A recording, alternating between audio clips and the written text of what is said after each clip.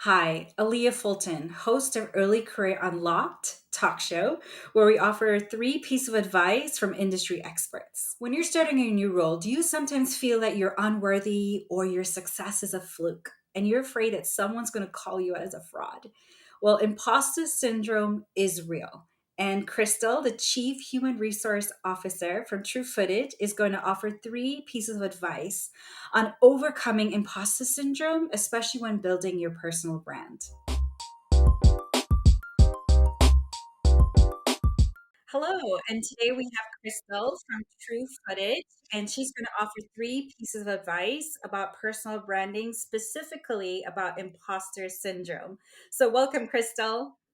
Thanks, Aaliyah. It's great to be here. Oh, I am so happy that you're here, and we would love to know more about you before you share your brilliant Yeah, advice. So, tell us a little bit about yourself. yeah, that's great. So I am the Chief People Officer at True Footage. True Footage is a company of appraisers. That's what we like to say. So I'm the Chief People Officer there. I got here by some lengthy travels. I've been in HR for about 18 years, so we can just kind of round up to 20. But it's been a great journey, great companies, and really working with a lot of great people. Awesome. Well, fun fact, everyone. I know Crystal from a previous company, and she is a Yes. positive force of nature. So I love working with her, and I miss working with her. Um, Awesome. Yes, I so feel you're the gonna same way. I do. I do. awesome. Well, I've listened to you before giving advice to students, and I'm glad that you're here talking about personal branding and imposter syndrome. So, how are you knowledgeable in this topic?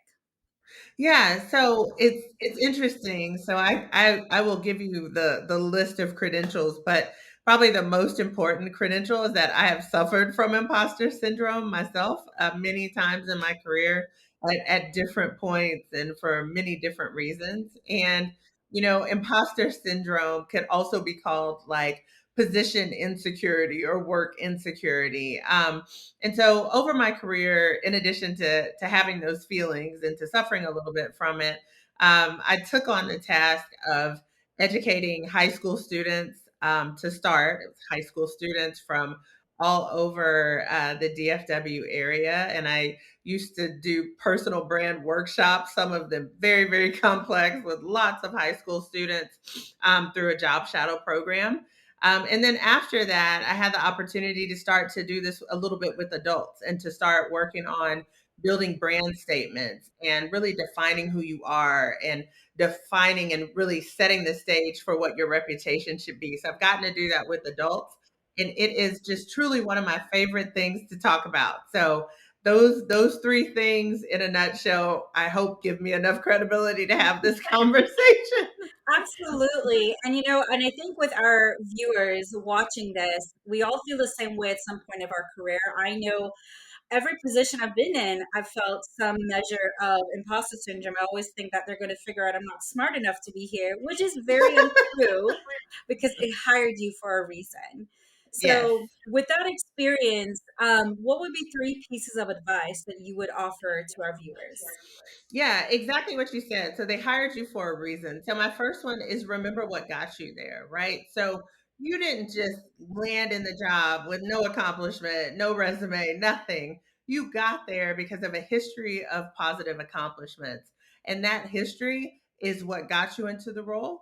And now it's time for you to like show up in the role. So it's time to make some new history in a new role. And so that's really my first piece of advice. Just always remember that. You didn't just fall into the job, you earned that job. So remember that. The second one I would say is just this notion of deconstructing the myth. So I have a couple of professional colleagues that I talk to a lot, and we often remind ourselves of this notion of deconstructing the myth. What is the truth of the situation? So the truth is not that you fell into the job. The truth is that you earned the job. But when I talk about deconstructing it, I want you to understand, like, I don't want to throw things out there and you think, oh, well, that's easier said than done. No, it's really not. You do have to literally grab a hold of the thoughts that you're thinking and put them in the front of your mind, the rational part of your mind, and just take them apart. Nope, this isn't true. I am good enough. I do bring these 10 skills to this job. I should be here. And you literally have to pull those thoughts apart bit by bit by bit. And eventually you get to where the truth is. But I tell my team often, I've told many students, and I will say it to this group, you gotta practice. So these things that I'm talking about, they're not easy. I'm not gonna tell you any of this is easy at all because it's not. But practicing repeatedly makes it easy. It makes it a part of your process, and you'll be able to do it a little bit more without thinking as you continue to practice. And lastly, and this is my favorite one, make truth and vulnerability your top two personal values.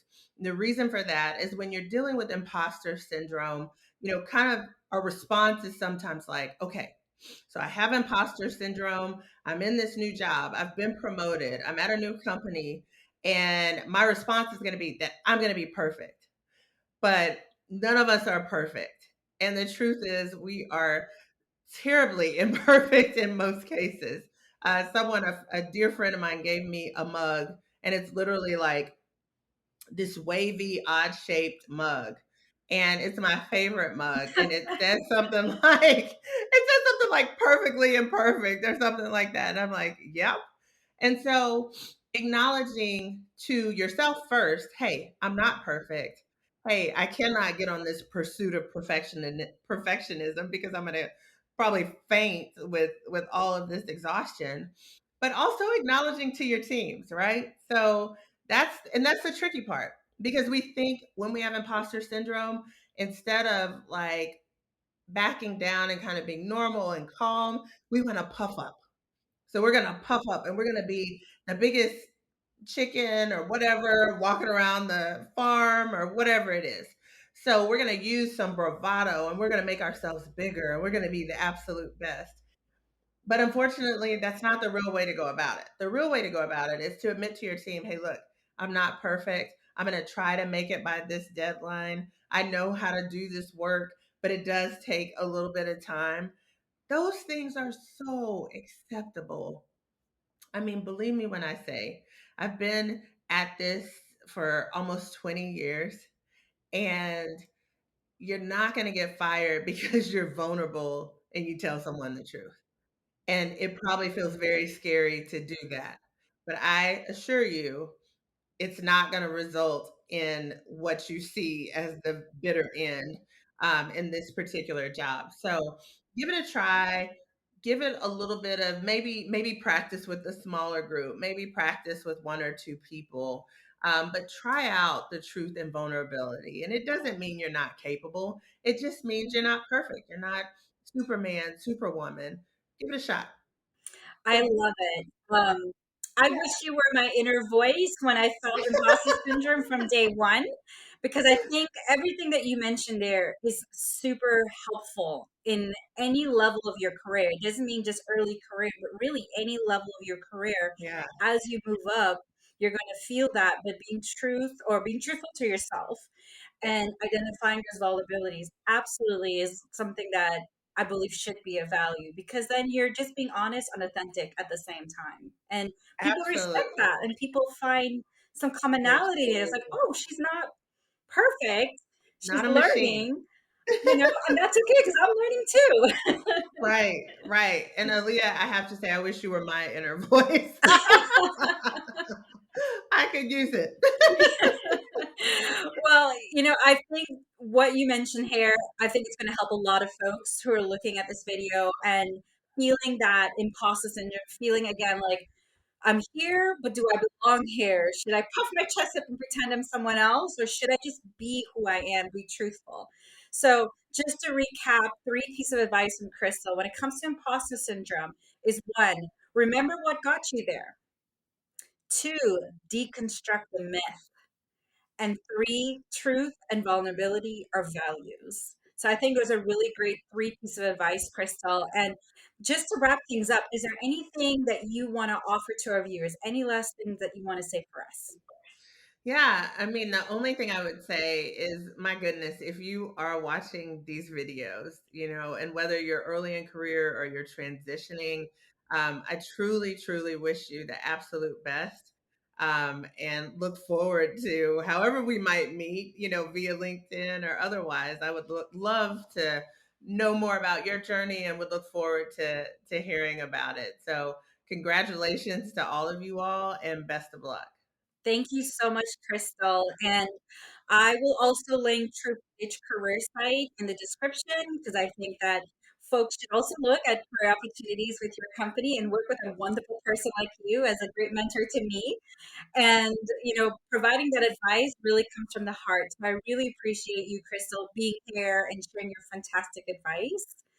And then to our viewers, subscribe. If you want more career advice, you get 3 tips from industry experts every week at Early Career Unlocked. Thanks, everyone. And thanks, Crystal. Thanks, Aaliyah. See ya.